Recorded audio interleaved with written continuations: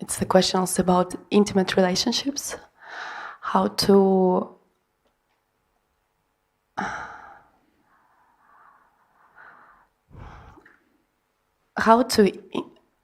live these relationships from this pure love, and not like in my personal experience. It's always coming back to the identification as soon as it doesn't come from pure love.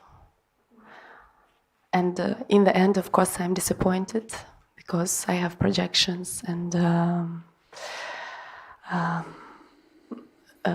have, I need something from the person. And it seems like, and since I'm disappointed, I go back to this Advaita. I say to myself, okay, I withdraw, and that's where I really feel the peace of my true being. But it seems like there is something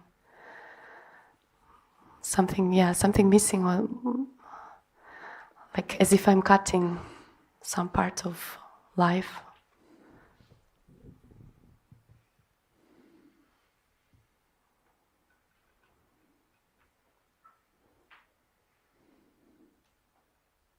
I think the Church of England should rewrite their wedding vows. Yes. And instead of vowing to obey and all that, we should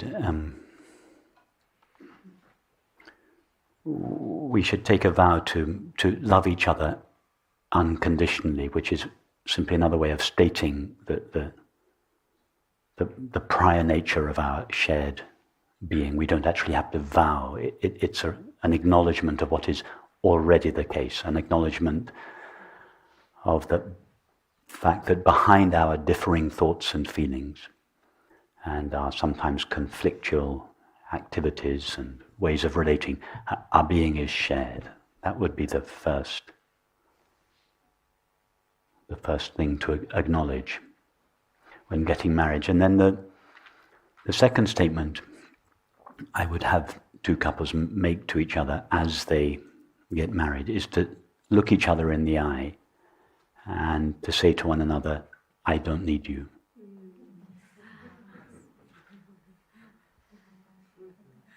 Those two recognitions, the recognition that we share our being irrespective of the content of our thoughts and feelings and our behavior. That is the essence of a loving relationship.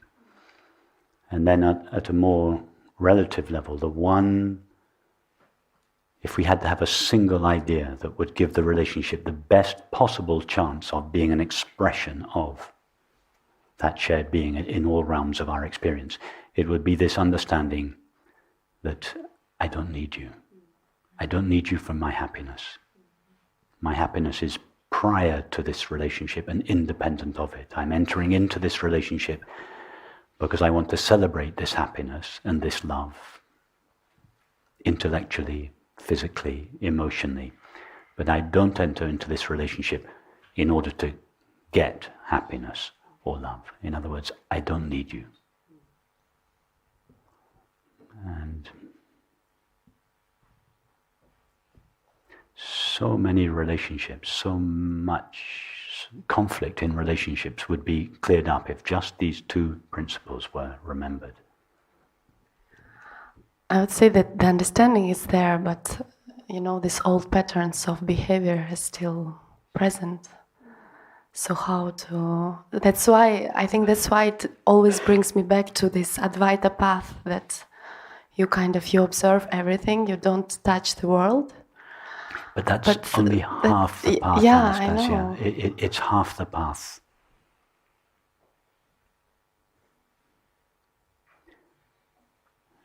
Because, you see, if the peace of your true nature is only accessible to you when you are not interacting with others and the world, then your peace is fragile.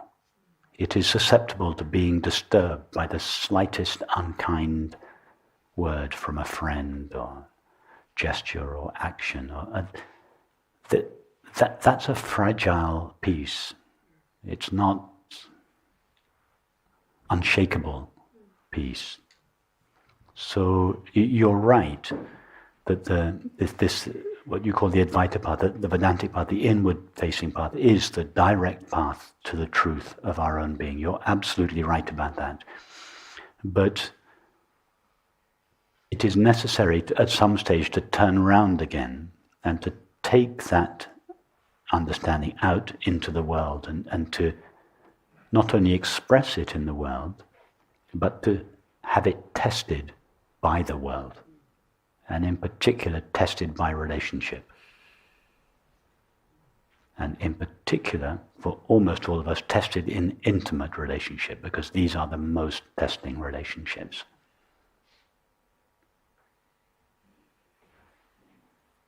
So I would encourage you, this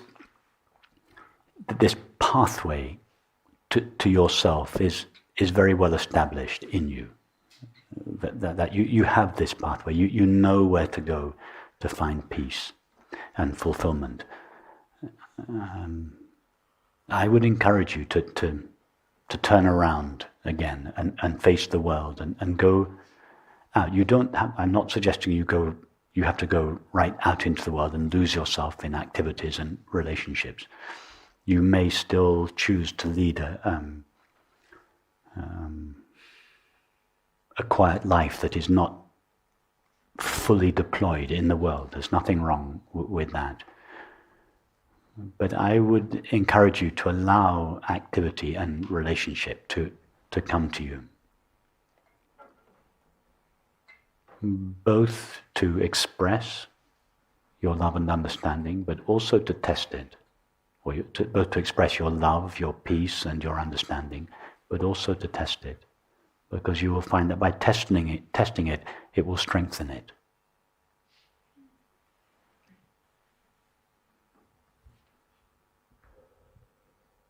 But see what it's like. Experiment in relationships. See what it's like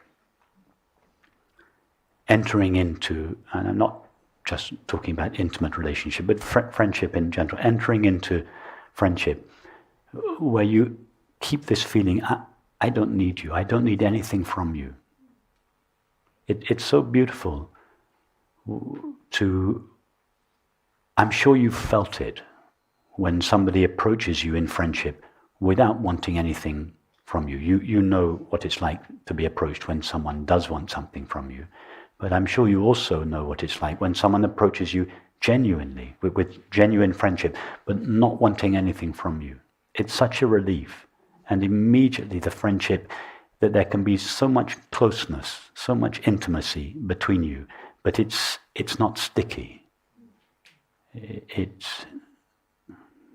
So I would encourage you you can't dictate how other people relate to you.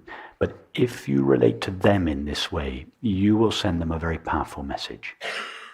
And that they will pick the message up. So you can come close to people in whatever form that takes.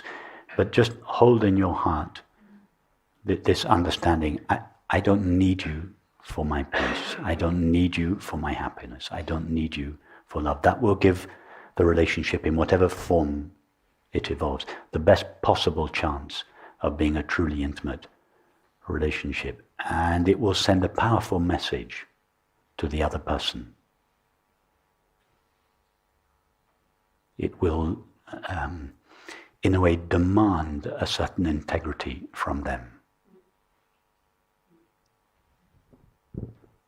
Beautiful, thank you.